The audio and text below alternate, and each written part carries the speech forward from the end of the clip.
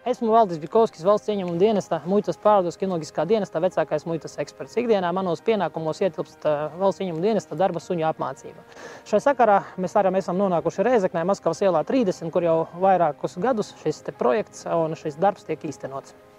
Pateicoties Eiropas ekonomikas zonas grantu programmas starptautiskā policijas sadarbība un noziedzības apkarošana projektam ekonomisko noziegumu novēršanu un apkarošanu robežu šķērsošanas vietā Terihova, ievērojami esam uzlabojuši un pilnveidojuši mūsu infrastruktūru, kas attiecas uz kinoloģisko dienestu. Uz doto brīdi projekta ietvaros tiek apmācīti 4 darba suņi un kinologi, kuriem apmācības procesā tiek nodrošināta teoretiskā apmācība, izmantojot šos multimediju līdzekļus. Papildus tātad arī notika šī apmācība Somijā, un mērķis šai praktiskai apmācībai ir īstenot pētnieciskā darba izstrādi, kuram kā pamats ir mūsdienīgi mācību līdzekļu izmantošana un iesaistīšana suņu apmācībās, kā arī mēs veicam sava veida eksperimentu, kad izmantojam praktiskās apmācības nodrošināšanā šīs narkotiskos vielu meklēšanas specializācijas suņiem imitatorus, tātad vielas, kas ir ļoti tuvu pēc savas būtības reālām narkotiskajām vielām, kuras ir sastopamas uz ielas, bet attiecīgi šī gadījumā šī imitatori ir speciāli ražoti, kuri nesatur apreibinošu efektu un līdz ar to ir brīvi pieejami un izmantojami apmācībā.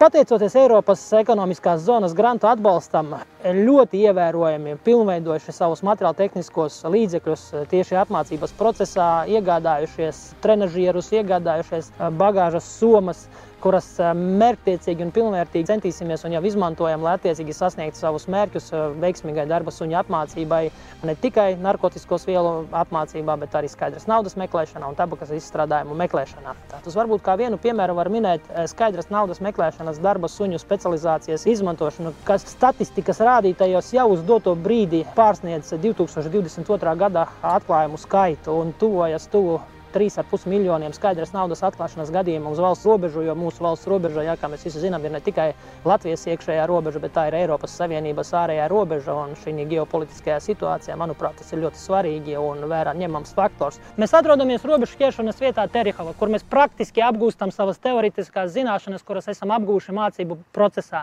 Kopā ar valsts robežsardzi mēs sadarbojamies un pildam savus darbu un dienesta pienākumus.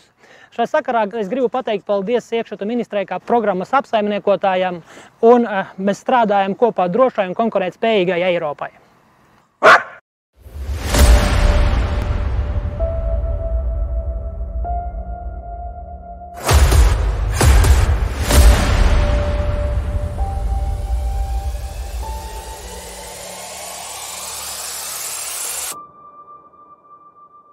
Slēpnis!